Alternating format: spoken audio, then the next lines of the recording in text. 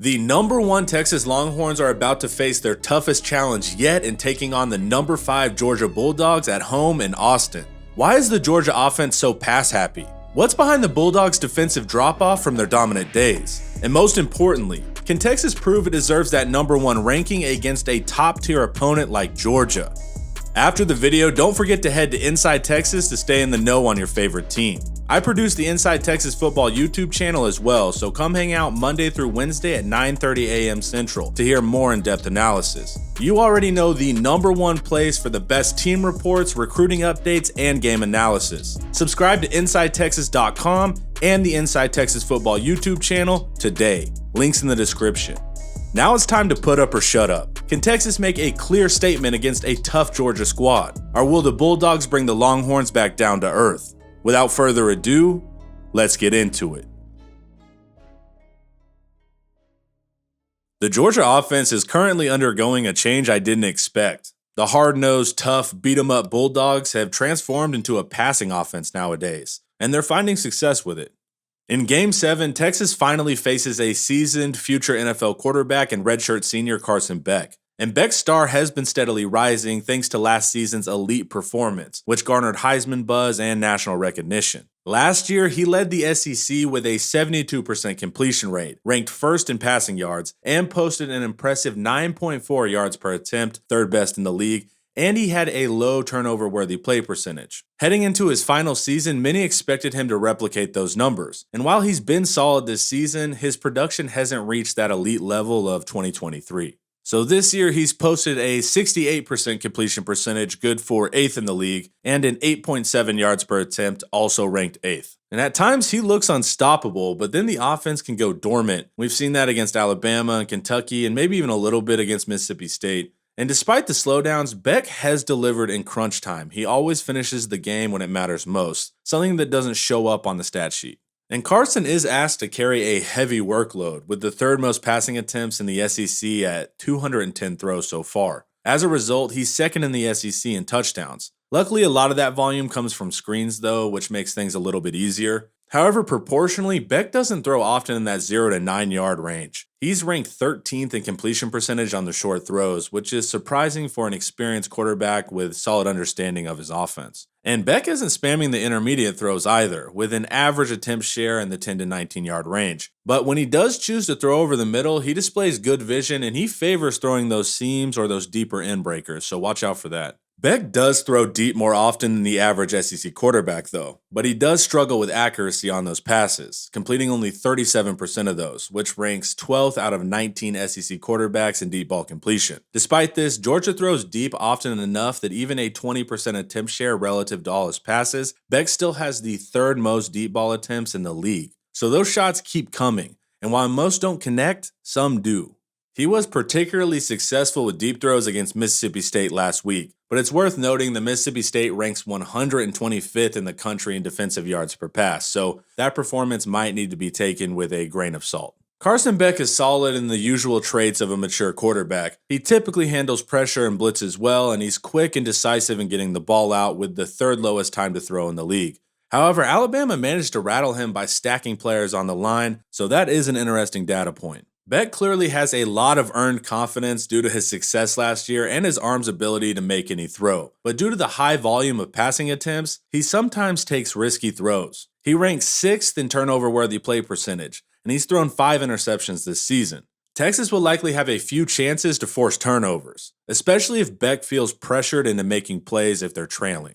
And it's also worth noting that Beck does have functional mobility, ranking 10th in the league in scrambles, and he boasts a low 14% pressure to sack rate, showing he can maneuver well in the pocket. And he can also occasionally pick up that crucial short yardage first down when the receivers are all covered. It can frustrate you. So all in all, is Beck a world-beating Heisman caliber quarterback numbers-wise this season? No, he's not. But is he a really good quarterback capable of beating any team on any given day? Absolutely. Overall, Carson Beck ranks as the 6th best quarterback out of 21 SEC QBs. Georgia's offense relies heavily on throwing the ball, ranking 22nd nationally in pass attempts per game. They execute efficiently with a 24th ranked yards per pass and a 20th ranked passing success rate, but they lack the kill shot, ranking 82nd in passing explosivity. but they've begun to figure out ways to manufacture bigger plays through the air. The receiver room is searching for that game-breaking number 1 target after the loss of Brock Bowers. Luckily, they do return their number 2 guy from last season, though. Dominic Lovett, leading the team with 41 targets, is a reliable slot receiver who excels in moving the chains. The 5'10", 187-pound senior has a super low 8.4-yard average depth of target, with 60% of his targets coming under 9 yards. But he does rank 11th in yards after the catch per reception, able to maximize his opportunities, especially on quick routes between the numbers. While not utilized often as the big play threat, he consistently keeps the offense moving forward, especially on those gotta-have-it drives. Lovett currently ranks 25th of 42 SEC receivers. Arian Smith, Georgia's primary deep threat, is the second most targeted receiver with 35. The 6', 185-pound Z receiver has only been able to connect on 4 of those 10 deep balls, though. But he still ranks 10th in yards per reception and 8th in yards after catch per reception. But the big issue is his 21% drop rate, and that's the 3rd worst in the SEC, and that significantly dings his overall grade. He has to hold on to the ball. Overall, Smith ranks 38th of 42 SEC receivers. Dillon Bell, with 34 targets, rounds out Georgia's top 3 most productive receivers. The 6'1", 210-pound former running back brings that physicality to his role as an ex-receiver.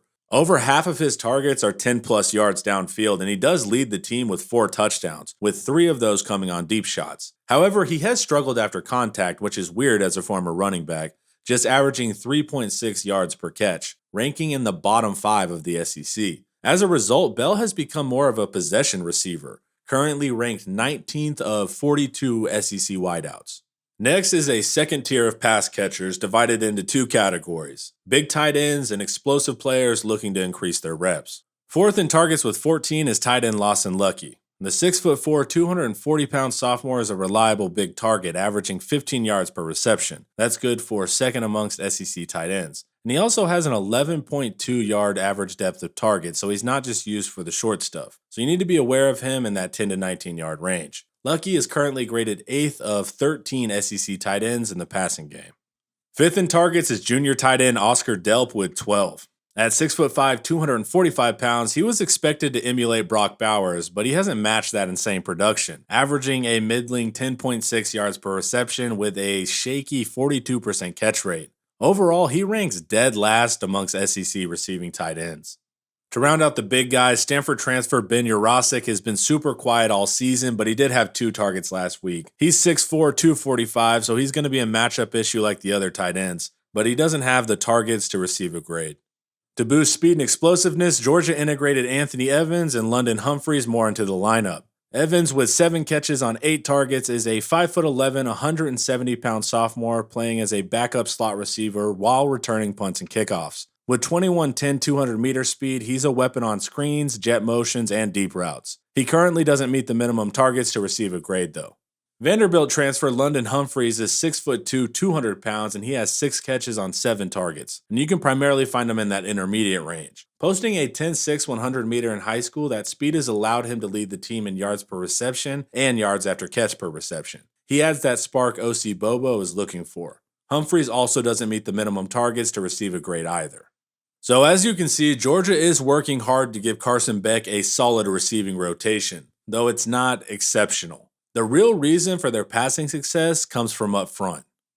Georgia's offensive line has been awesome in pass protection, ranking 2nd in the SEC, only behind Texas. They've only allowed 1 sack, 5 quarterback hits, and 24 hurries. Given how much this offense passes, those numbers are even more impressive. And despite key injuries at right guard and center, the unit continues to perform at a high level. Starting left guard Dylan Fairchild is the 1st graded pass blocker in the league. The injured starting right guard Tate Ratledge would have been 4th. Injured center Jared Wilson would be 10th. Backup right guard Micah Morris is 14th. Starting right tackle Xavier Truss is 28th. Starting left tackle Ernest Green is 30th. And backup center Drew Bobo, son of OC Mike Bobo, is 44th. That's the whole starting lineup plus the key 2 backups, all in the top half of the SEC for pass blocking. Not too shabby. We can see the Georgia passing game has been the catalyst for their offensive success this season, but the run game has been lacking compared to Georgia's of the past.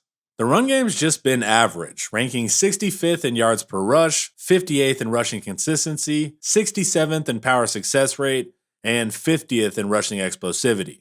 Leading the team with 63 attempts is Florida transfer Trevor Etienne, a quick, shifty back who excels running on the outside. His acceleration pops off the screen, and he's produced 5.3 yards per carry, ranking 12th in the SEC. But most impressively, he ranks 4th with 4.2 yards after contact per attempt, showing his ability to gain more than what's being blocked for. His speed isn't enough though, currently ranked 16th in breakaway percentage. So overall, Etienne ranks 2nd out of 29 SEC running backs, really good. And you also need to keep an eye on him in the passing game as well.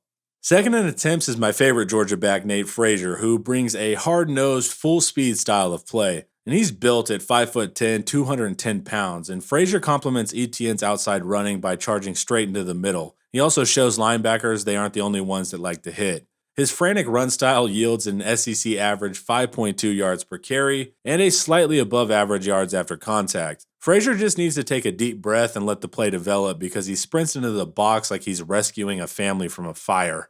But overall, Frazier is the 4th ranked back in the Southeastern.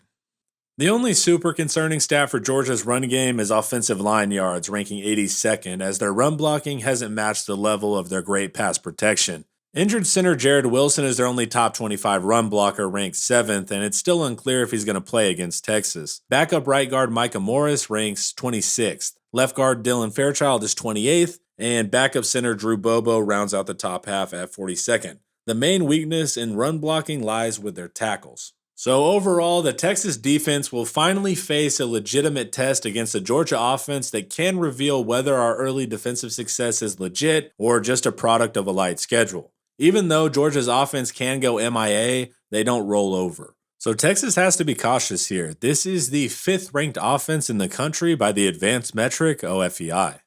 The keys for the defense start in the skies. This will be the best passing offense and quarterback Texas has faced all season by far. But UT boasts the #1 defense in the country in opponent yards per pass, ranks 5th in opponent passing success rate, and 5th in limiting the explosive pass. Georgia has already faced 2 top 20 passing defenses in Alabama and Clemson, while Texas hasn't encountered an offense of this caliber yet. So something's gotta give. Texas should match up well with Georgia's 3 most targeted receivers, but keeping pace with their quicker guys will be the key with Georgia's new emphasis on chunk plays. So Texas does hold a slight edge in the passing game statistically, but we won't truly know until Saturday's game. But something that can take a lot of stress off the secondary will be an effective pass rush, and luckily Texas is getting better there week after week, now ranked 17th in the country, averaging 2.8 sacks per game. We haven't faced an offensive line as efficient in Georgia's in a game setting, but our guys do go up against the best pass blocking line in the nation every single day in practice. Where Texas does have verifiable proof of previous success is in our rushing defense. We already faced a statistically stronger rushing attack in Michigan. Georgia has 2 solid backs, but their run game isn't a major focus under Bobo. Plus, Texas ranks 10th nationally in opponent yards per rush, allowing just 3 yards per carry. So Texas currently holds the edge here as well. Overall, it's a 5th ranked Georgia offense versus the 2nd ranked Texas defense in DFEI. Should be a battle. And while the Bulldog offense has been critical for their success this season, the Georgia defense has played pretty well, just not up to that Georgia standard. So let's take a look at the other side of the ball. But before we hit the defense, the sponsor of today's video is Prize Picks. Prize Picks is a skill-based daily fantasy sports app where you can make college football player projections all season long. How does it work? You select 2 to 6 players and choose more or less on their Prize Pick projections. It could be passing yards, rushing yards, receiving yards, and more. And if those players score more or less than their Prize Pick projection, you can win up to 100 times your money this football season. I do a lot of Texas and opponent research, so I like to put my insights to the test, and Prize Picks is a fun way for me to put my money where my mouth is. Just hop on the Prize Picks app or website, go to the college football tab, and check out the player projections. It's a smooth process where you can make your entries in 60 seconds or less with fast withdrawals. It's that easy. As a first-time depositor, use promo code TexasHomer and get $50 instantly once you play $5 in lineups. You don't need to win your lineup to receive the $50 bonus. It's guaranteed. So sign up for Prize Picks, use promo code TexasHomer at sign up, and add even more excitement to your game day. Prize Picks, daily fantasy sports made easy. link in the description. The first thing you have to do when evaluating the Georgia defense this year is throw away all the preconceived notions from their 2019 to 2022 run. They're still good, they're just not at that fear-inducing level they were a couple years ago. Currently, they rank 67th in yards per pass, 43rd in defensive success rate, and 38th in defensive explosiveness. For most teams, these numbers would be strong, but for Georgia, it's a noticeable decline. Their once impenetrable run defense is also taking a step back. They used to rank top 3 in opponent yards per rush year in and year out, but this year they're 41st, allowing 3.9 yards per carry, and rank 33rd in defensive rushing success rate. And they've limited big plays, ranking 17th in defensive rushing explosiveness. Solid numbers, but definitely not juggernaut stuff. On the interior, defensive tackle Christian Miller stands out, ranking 6th with 10 tackles, 5 assists, and 8 stops, while nose tackle Nazir Stackhouse sneaks into the top half, ranking 27th of 64 SEC run stoppers. On the edge, Jack Chaz Chambliss ranks 9th, and defensive end Tyrion Ingram Dawkins ranks 17th of 62 SEC edge run stoppers. But rotational edges Damon Wilson and Gabe Harris have struggled. On the second level, linebacker CJ Allen is a bright spot, ranked 4th, while linebacker Smile Munden makes the top half cutoff, ranking 25th of 55 SEC linebackers. But he's been nursing an injury since Bama, and it's not likely he's going to play. But the secondary doesn't hold up great against the run. Strong safety Malachi Starks is the only standout, ranking 13th in run defense, with corner Julian Humphrey barely making the top half at 50th of 119 SEC DBs. Now looking at the pass defense, Georgia is struggling to convert pressure into sacks this season, ranking 85th in the country with just 1.6 sacks per game. They have the athleticism, the aggressive scheme, and the ability to hurry quarterbacks, but they're not able to finish right now. On the D-line, only defensive tackle Christian Miller ranks in the top half of interior pass rushers at 25th with 6 hurries. On the edge, Jack Chaz Chambliss has just 2 total pressures, including only 1 sack, and Tyrion Ingram Dawkins does lead the team with 3 sacks, but he's got a low 10% win rate, keeping him outside of the top half. Defensive end Mykel Williams is a well-known pass rusher, averaging 4.5 sacks the previous 2 years, and he's just getting back to form from injury. It'll be interesting to see if he can make an impact versus Texas because he's had very few snaps recently. The second level does generate more stress, with linebacker Jalen Walker ranking 2nd amongst SEC linebackers with 10 pressures and 2 sacks, boasting a solid 19.4% win rate. Smile Munden also performs well here, ranking 6th of 25 SEC pass rushing linebackers. But that's it for the top half. And the secondary doesn't get sent often enough to make an impact. In the pass rush, Georgia of course has dudes and they get off the ball quick, but they need to finish to help out their secondary. Because Georgia's defensive weakness does lie in their coverage.